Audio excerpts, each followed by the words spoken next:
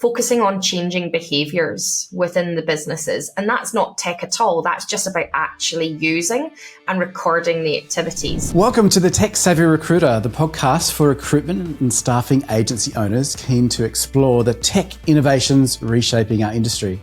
I'm Andrew Roger from recMate.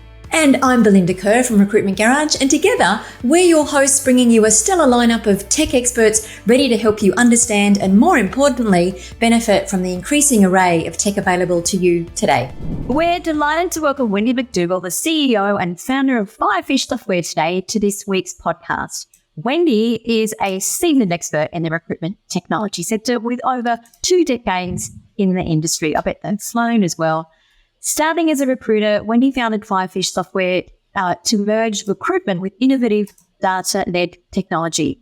And she's very well known for her forward-thinking approach, especially in these days of AI applications. And she has transformed Firefish into a key player in the recruitment CRM sector.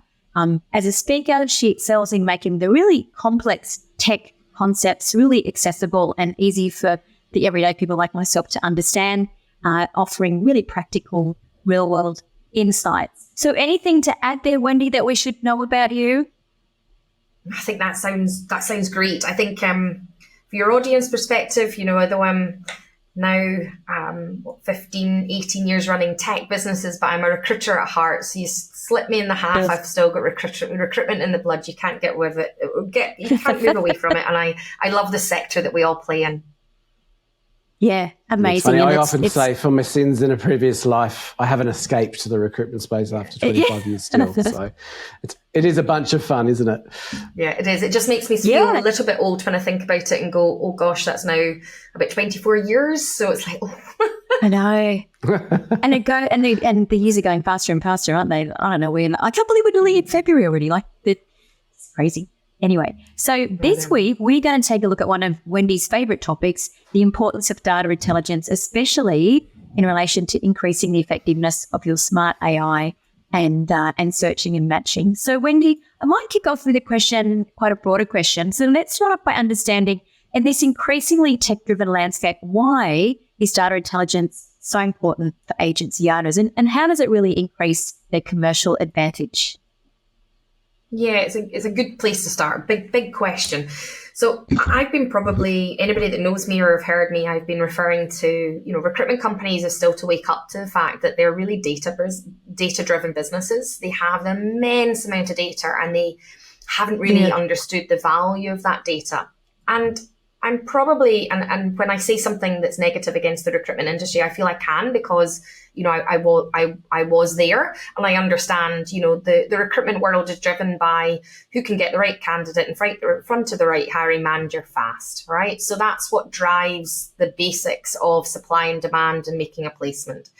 But working smarter and actually changing the way that a recruitment agency is driven is within their fingertips so much. But I think now is the time that people are willing to look at that and address it. And that, I think, has been down to, the fast-paced advancement of, generative ChatGPT, for example, AI hitting the market last year, because people are sort of interested. They think that they can be working faster and they're interested in how can they do that. So that's the driving force. But, ultimately, in order to take advantages for any of those tools, you do have to have great data in your systems. So, and from your commercial perspective, what you can do with that data then will accelerate the ones that are going to win the game in the next 5-10 years. You just touched on something really close to my heart, Wendy, around data being a real priority, or it should be for agencies. Maybe you could give us a few tips around what you see as the key pieces of data agencies should be prioritising so that they can capture all this amazing stuff. And then to follow up, how does that actually add to the bottom line? Because that's obviously really important to agency owners. Bit of motivation, if it's going to add to the bottom line, maybe I'll do that thing. So what do you think about that? Those questions there, Wendy? Yeah, thanks, Andrew. So 2 good points. So the first of all, it's about how do you enrich that data into the system? So actually, weird being a tech vendor, but in the last 10 years, I would almost say that tech has overly complicated our worlds because what we've ended up getting is lots of different pieces of the jigsaw, working in their businesses, but no way of being able to get a single truth. So the first thing is trying to make sure that that is in the heart of your business, the data is in the cell, and it does fit that should be within your CRM. I think that lots of tools out there are great, but they should be enriching and updating your CRM as your core source of truth. So that's the first thing. In terms of what sources of data, ultimately we've been driven on the job spec and the candidate CV. So even from a very basis of, my recruiters don't update things, well, there are those core pieces of rich data that ultimately we can match together and do some really clever stuff with. So those are the ones that, as an agency out there, as a very basic step, just make sure when you're creating a job that your job spec is attached to that job in your CRM. And when you're putting on all of the candidates, you are updating the CV, the LinkedIn profiles, or that source of data, because then it's really up to tech vendors like ourselves and good CRMs to then make that job easier of doing clever stuff with that for the recruiters to do. The next part is focusing on changing behaviors within the businesses. And that's not tech at all. That's just about actually using and recording the activities. Now, I'm a great believer that the stick will never get a change in a recruitment agency. We're all great. Recruiters are great salespeople, hate admin. So in order to change that behavior, your recruiters have to get some sort of benefit from using the system. So they've got to see that benefit to go there first. So ultimately, it's about encouraging them to see that benefits. Recruitment agencies now have to be process orientated. They have to understand how their business works, translate that and embed it into their business through tech. If they start using it and start recording and looking at the metrics and looking at the output, which is your data intelligence, then they're going to be able to drive the performance within the recruiters to actually use and record those stats. As soon as we get those stats, those activities, we can start to predict things. It's so amazing. So when I first speak to Wendy, agency owners when they're looking at working with us, I always ask them about their database, and it's amazing. Like, they've got this massive asset that's just so underutilized, and there's so much money in there. And as soon as we kind of go through the process and show them how they can extract some of that cash, then it's all ears. But it always amazes me, because this industry in particular has such an opportunity there, because you think how many candidates come through, not just clients, but candidates, and then those candidates are becoming clients. There's thousands and thousands typically of people in there that some of them haven't been touched for 2, 3, 4 years or since they were put on the database. I mean, that's sort of the very simple end of what you're talking about today. But it's not, Belinda, though. It's not simple. This is still a core problem. I mean, the industry standard now of any other systems, is 10 to 15% of candidates that are in that database that will not have any direct activity on those candidates in the last 2 years. So for me, they're dead. That's dead data, right? And that's so that amazing. is your standard that we come. So that is something that has not changed, unfortunately. So I was just going to say, is that phone calls, emails, SMSs, that's everything? It's everything that's two-way, right? I'm not counting just going and doing a bulk email, just spamming it out, because that's one-way communication. Gotcha. That has to have some sort of communication with that recruiter. But, if your database is just is just in a, like an electronic filing cabinet that has no way of easily having two-way communication, then it's going to very easily be just a dumping ground. Yeah, they talk about the candidate graveyard, don't they? Well, the graveyard that's there. And interesting. So on that then, because I think that feeds really nicely into this, what are the common challenges that you see recruitment agency owners face when they're thinking about data intelligence and how to best leverage it? Yeah, so I think just like you said there, Belinda, when you go into a recruitment company, or Andrew, when you go into a recruitment company, the first thing that you're going to want to know is, how's this business running, right? So, and you want to be able to see the metrics so you can measure them. So that's the first thing that a recruitment owner, if they can't easily show anybody that or answer that question, well, they're not using their data intelligently, because they're sort of very much wanting to hear what's on the phone, making sure somebody's busy, but they're not looking at outputs. So transferring that business ownership to thinking about, actual outputs rather than activities, whether or not that is, because that can be just, busy for the sake of busy, but with no actual sort of merit at the end of it. And if you start to make that swap and get that agency owner to actually look at what are the outputs, what are the measurements, our customers in the last, I feel sorry for the recruitment agency right now because, if you look at the last three years of coming out of COVID, it's been feast or famine, and it really has been sort of, I used to talk about sort of coming out of COVID, suddenly you were in the sort of dead lane with a puncture and couldn't move, and you had to go into the accelerated fast lane, which was just equally as stressful in many ways. And then last year, it's been sort of bumping around the slow lane again, sometimes getting into middle lane and back. So how on earth can a business owner actually think about what they're going to be able to plan? How are they going to be able to do a business plan, a forecast, etc., based on, looking at how your past performance has been? It's been incredibly difficult.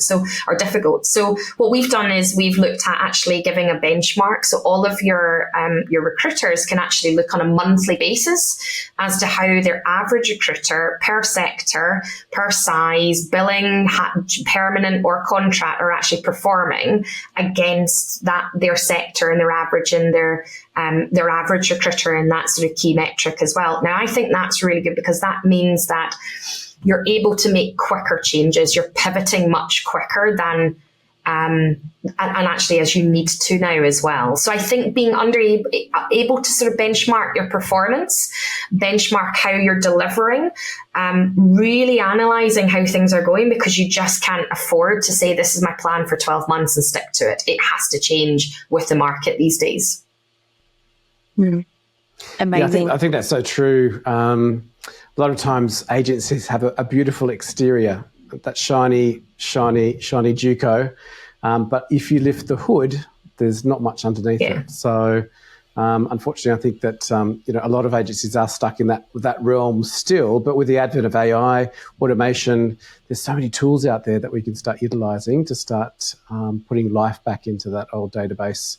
And I think that's exactly time and time again. I think that's exactly it, Andrew. You see, that's the driver for. I would be talking about data 4 or 5 years ago, and everybody wasn't that interested, and it wasn't very sexy. Okay, but why it's now important and people are taking note of it is that AI is doing some really clever things that makes my job easier. So it's that sort of like carrot there of, I want to be able to do this, but hey, I can't just upload a CV, it creates a summary, it creates the skills, it matches against hiring preferences, it matches against all the jobs if I don't actually upload the relevant CV.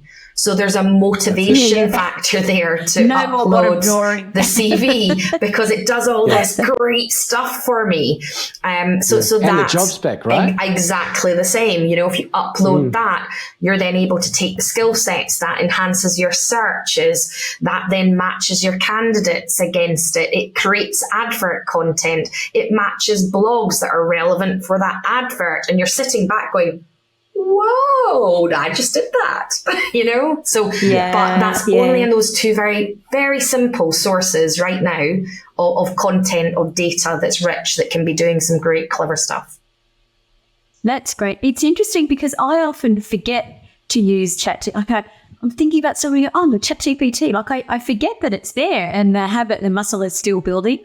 It's like a few years ago here in Australia, I don't think it's a state thing. I think it's right across Australia. They ban plastic shopping bags from supermarkets, which is great. I've only just got myself in the habit of going to the shop with the bag. And I think it's a bit the same. It's like remembering that it's there to use it. And then like you said, when you use it, you go, oh my God, what if I wasn't been making something so hard for myself? But the thing is that, and that's just the tip of the iceberg. Yeah, but that's the thing is that, again, when I said that tech has almost made our jobs overly complicated, you're talking about having to go and do something on ChatGPT. That's not going to work, right? We bring ChatGPT, that AI, into your tech and the heart of the tech, and that's where you're just accelerating the natural processes that a recruiter does. So they're not having to think about going and taking a bag instead of the plastic bag to get their shopping.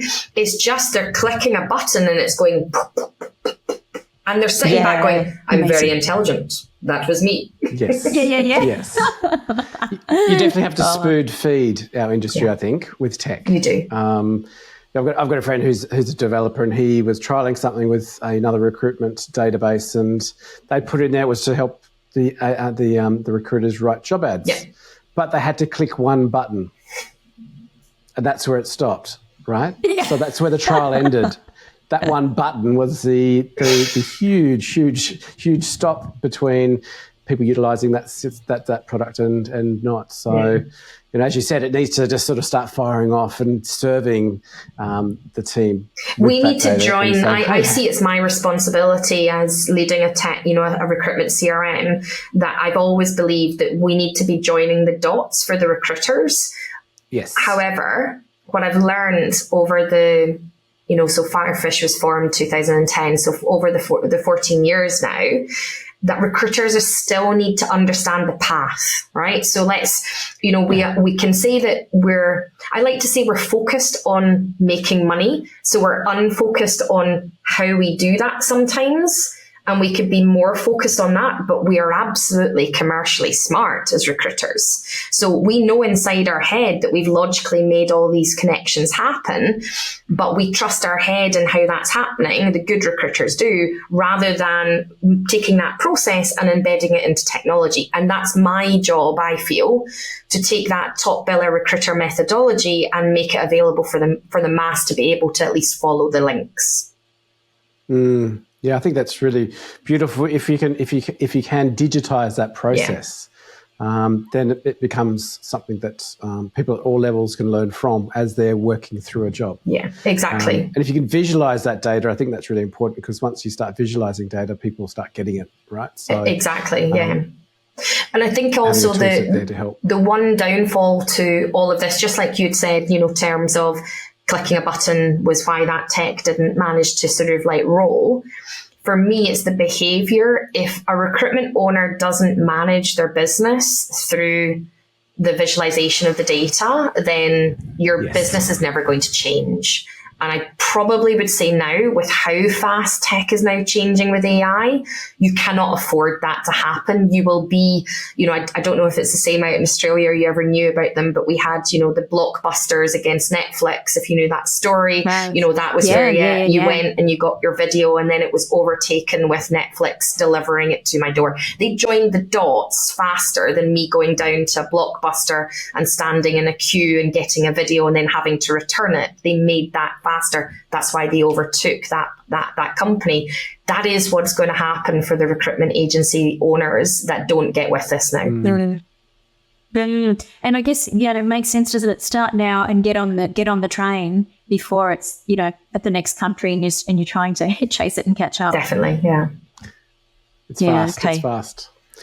Speaking of which, do you have maybe some real-world success stories you could share with us about maybe one of your agencies that's worked with you that has significantly improved its outcomes by incorporating all that stuff, so data intelligence in conjunction with some great usage of tech? Yeah, certainly. So I'm going to give you some examples just on a whole, because if anybody does want to go to our website, Firefish Software, there's lots of valuable data reports on every month. We do job flow and show you what's happening. It is focused much more over in the UK and Ireland, but still it will tell you what's been happening there. So some, quick facts there in terms of, 63% agencies right now are going to their existing database because they have been able to get 33% last year of their placements directly through that existing database. So that's a cost saving, because in doing so, we're showing you the source of that placement is much more effective than paid advertising job boards.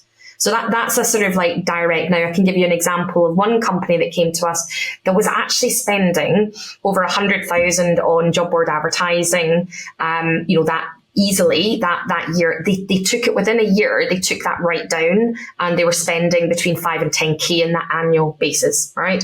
So that engine taking over and using it, that was a direct hit in terms of, and that company was around 30 agency or recruiters in that place. Other ones we've looked at, perhaps in the slightly smaller ones where you get to that 1 to 10 recruitment company growing, that 10 to 20, I always say, is hell. It's a really horrible place. And at that point, you tend to, if you've come from a perm background, you've come from a temp background or a contract background, you tend to branch out into different areas. And you tend to then you start playing with different divisions. So we had, agencies that have a couple of them that are on our website as well, Watt Street and Into People, doing really well. They ended up completely pivoting on a direction that they were going in terms of their, a sector that they started opening up to, and they doubled back on the sector that was, because they could see, for example, yes, they had the skill set in doing that, but their time to hire was double the time, the supply was lower, and the fees were still very competitive. So when you marry those three things up, they found that they were easier, they had more supply, there was a less competitive sector. It wasn't one that was as sexy, but they were having much better turnaround in terms of placements. So they were able to push their productivity by pivoting just slightly into a different area. And that was all in sort of tech that they were doing that as well. The other big thing is last year, anybody that was sitting on continuing on the temp to contract world was doing well. But if you were sitting there doing perm, 33% of the Irish and UK perm business was down on 33% on the year before. So anybody in there that was still trying to batter ahead and invest in permanent recruiters, that was basically saying, don't do it this year. Here's the data, here's the trend, let's hire and get ready for when the market's about to turn. And every month then they can see when's the market about to turn and then rehire onto the permanent market. So they redeployed their permanent recruiters onto that temp and contract market because it was exactly the same level, or our customers certainly were operating at exactly the same level as they were in 2022. So those are just some real life examples, not sort of bringing in too many of our company names, of companies that have been able to shift by getting driven by the data that they could see in their business. Amazing. I just want to give you a little plug. I have been following the Firefish blog for years now, and it's always got really great information. It just made me think of it, Wendy, when you mentioned there was some information on your website. So if you're not already following I don't know you can tell me the URL, Wendy, but I'm not sure it is. But if you're not already following the Firefish blog, I would absolutely recommend it. Thank you. I have to laugh because for many years, a lot of people thought I was an actual, Firefish were actually more of a content and training company because of our content that we put out. And then they were discovering that we had tech. So I think I got the balance maybe a little bit wrong there, but we went out with the mission to try and provide valuable content, which hopefully, thanks so much for saying that, we do. Yeah, and so just go onto your website and absolutely. There's a content section on our website that you can go in and you'll see there's videos. So depending, I'm a visual person, I like video content, or you've got interactive reports that are all out there with data-driven reports that you could take. And I always say to recruiters, think what we're doing, how can you do that for your business, For your customers, exactly, and use that as well. If you find that valuable, then do it yourself to your sector and be out there and stand out. And then you've got our blog as well, which has been our core for the last, the last 12 years of content. Yeah, I've been reading it for quite a few years now, and I always find value in it. It's beautifully written, it's articulate, and it's not complicated. It's just, good, I get that. Cool. So, Wendy, with that said, given the rise of AI, we've touched on that quite a bit, and just tech in general, are there any trends around data intelligence that you find particularly interesting at this point in time? I think I'm getting excited about the recruitment industry in a whole being more being more interested in what they can do. So that's going to drive, because when you've got that demand, because they are my customers now, there is so much I tried to do, but if there was no commercial interest from the marketplace, what was the point, right? So I'm really interested in, there is a definite interest from the recruiters out there and recruitment leaders, owners, of thinking, how can I actually start to use that data? That excites me because that means that we can do more. So last year, I think you'll see the trend was all content and generating content. And now AI is much more, it's moving more to analysing the data stats and then being able to start to getting to a prediction level. So in terms of predicting, hey, this recruiter's only done, so we've got lots of comparison just now.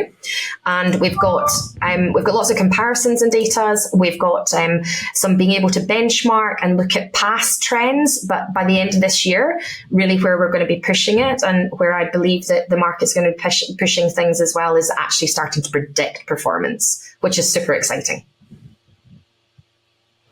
And also hopefully predict some of the gaps in the market as well. If we start seeing lots of opportunities being advertised, and if there's a groundswell of activity in a certain technology or a certain business vertical, why wouldn't you beef up your team in resourcing that sector? Exactly, yes. Go with the flow. Yeah, exactly. And then it's really going to come down to that behaviour of who are the owners that are watching those signs, who are going to be there and best placed to make sure that they're maximising those opportunities that the data is actually telling you. It sometimes can be a little bit overwhelming, can't it, Wendy, with all this amazing stuff we've got at our fingertips. So for a smaller sized agencies, what would you recommend as an initial step they could take to start integrating some of this data intelligence into their processes without maybe overwhelming their teams with too much stuff to do on top of their day-to-day recruitment jobs? I'm glad you asked that, because it's a really good way of then bringing it down to actual practically, this sounds great, but how can I do things? And I think that the first step is it's a bit painful, and it is a journey. So everybody has to then still be able to can you just write down how you work and then get a feeling and a visual of what your process is? Where do you want that process to go? And then think about how you can automate it. That for me is the first step, because a lot of people will have lots of different steps in their heads. They'll sort of understand that everybody shares that because they've seen it working. But if you can then start to automate it or sort of write it down, then you can start to look at the steps that you can eradicate, you can get faster with. So for me, the first thing is actually just understand what you do. That also has much better added value, not just from looking at it from a data and using tech. It actually helps you to understand the value you're actually providing to a client. Because if you write it all, or a candidate, if you write it all down, you'll work out and you go, Jesus, that's a heck of a lot. And am I only charging that? We don't just flick resumes around here. Exactly. And the other things you can start to think is just start to put some time scales on things and see what are what's the stuff that you hate doing and the stuff that's taking you the longest. Focus on then automating that, and also be very clear. It is a journey, It is not going to be a quick fix, because as I keep saying to all recruitment owners that I love that are out there trying to do to be millionaires and create value, and one day I'm sure exit their business, is if it was easy, everybody would do it. Of course. And Rome was never built in a day. So just take those two mottos and chip away at everything you're doing, and help, get help from people like yourself, because you've seen that happening as well. And you can come in and sort of put that process in. If somebody is sort of thinking, do you know what, that's not my skill set. I'm really good at the visionary, go out and sell and get business. Get somebody else to do that, because it's worthwhile. Yeah. You'll sell more if this is much more automated. Oh, of course, I was reading something really interesting the other day, and it was around a manufacturing plant, and they put pedometers on all their workers to see movements per day. And within each team doing the same task, there were some workers that moved a lot more than others, and they learnt so much from that around, maybe we should set up our workflow to be more strategic, so you don't have to move as much during the day, so you can actually do more of the widgets that you're building. Us being knowledge workers, it's a little bit more difficult to sometimes visualize that stuff. But as you said, if you map it out, and there's so many little tools that you can do that in. You can do it on PowerPoint, you can do it on Miro, which is a beautiful online mapping tool. Canva's got a little mapping online whiteboard that you can pop down your processes, discuss it with the team. Am I missing something? And as you said, it's a selling tool. Once you've got that, get a graphic designer to make that beautiful. Absolutely. Visualize it and say, this is what we then go and take to market. So you're getting it, you're turning some hard work into a commercial. Yes. I saw a really good wee tool yesterday actually as well. I can't remember what it's called, but just on the knowledge workers, I also saw, now this is obviously for slightly larger organizations, but ways that you can visualize. So taps into either Teams or something like that. You can visualize who's talking to where, who's having meetings, where are they all, what are they all doing, and you can see success. Does that equate with people sharing information or people working in silos? There's so many great things that now you can start to really analyze and make cool decisions on. I think one of the things for the smaller agencies, the guys that I help, is that they're trained, as a recruiter, you're always focusing on next month, drive that revenue. And sometimes it's really hard to sit back and build process and build sorts of things. And that's where they need help, because it's like, well, where do we start? What do we do? And to your point, Wendy, it's so great to sit down and map it all out. But then they're thinking, they see a ding, can I interview X, Y, and Z person? And they're back into the day-to-day again. But it's such a good point just to keep it simple, map that. Maybe just, do a little bit a day. Don't try and do this sort of stuff when you're full throttle making placements and trying to manage stuff and do those things. Go to a cafe, get some quiet time, get a nice cup of coffee or a glass of wine if it's really worrying you, and take yourself out of the business just to give yourself that gift, I guess, of working on your business at that level. Because I think sometimes when the payoff isn't there tomorrow, it just gets pushed back. It totally does. And I totally relate to that as well. In the early days of growing, this is probably my fourth startup as well. It is so, and I relate to your audience there in terms of it's so hard when you've just I've got to interview that, got to get that candidate, etc. Because you never know who you're going to meet and what that might lead. And if you're a good recruiter, that's how you're thinking. So every meeting might be worthwhile. And getting into the black, that's what I used to call it in terms of the strategy there, rather than in your business. It is so hard to get that discipline and feel that you're maximizing on that discipline. But kind of going through it a number of times, you will be a hamster in a hamster wheel if you don't make that time. And that time could be, let's face it, we're always working. I'm not saying that that's a good thing. I love work, so I don't mind saying I'm always working. It could just be that you're having that coffee on a Saturday morning. Or for me is, I have to travel to London at least once a month these days. And with the trains, well, that's a whole day event. So, that's where I'm uninterrupted, but I get a lot of work done on that train as well. And I maximize that as my time. So I do those tasks and I then say, right, it's just like interviews. I block them into my diary to say, that's the problem and the challenge I'm going to try and fix, and I'm going to move it on. And just always think, for me, how do I make something scalable? How do I make it a stepping stone to then move on to the next one? Because then for me, it was never wasted time. Yeah, 100%.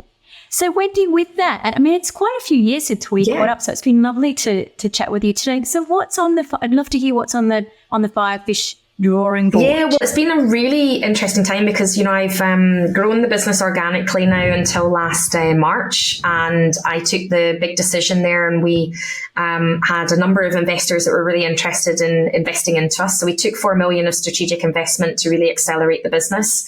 So that's been a change for me. I've got somebody I report into. Haven't had that for 23 years. I'm sure you won't know what that's like. I'm like, oh, okay. So that's been good, but it's been a really good maturity in our business and where we are. So, last year was all about, that sort of hit in April. So we took then sort of the next 6 to 7 months really restructuring the business for our next phase of growth. So, we're now just under 70, I think, 650 recruitment agency businesses, thousands and thousands of recruiters all over the world. So great foundation and what we're doing.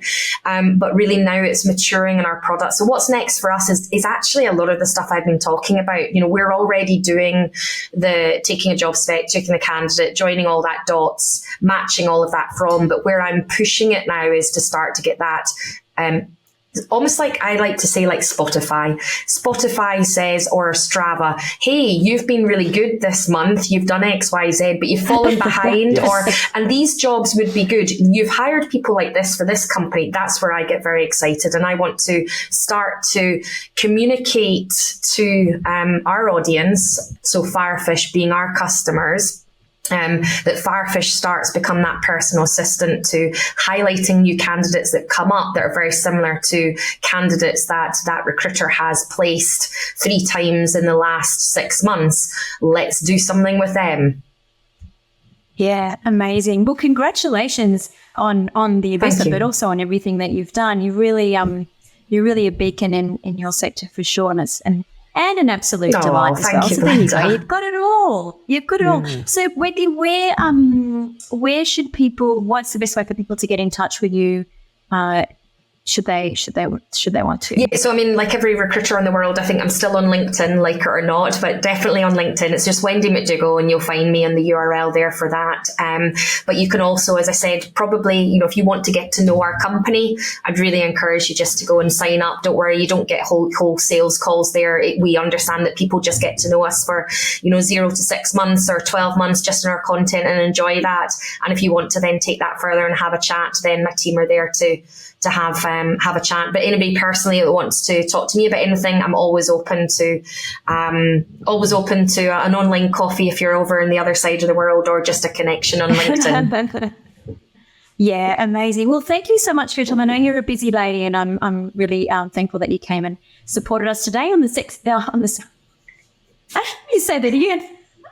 It's lovely to have you here with us today. I know you're very generous, Wendy, and it's lovely to have you supporting the Tech Savvy Recruiter. And hopefully we'll see you again, because we've got lots and lots to talk about this year. So hopefully we'll see you back in the chair before too long again as well. I love it. And, I love what you've been doing, Belinda, out there. Great seeing that Andrew's now adding his expertise to it, because I think you're filling a great gap, and any leader that wants to be keeping up to date with what's happening, then definitely should be listen to your podcast.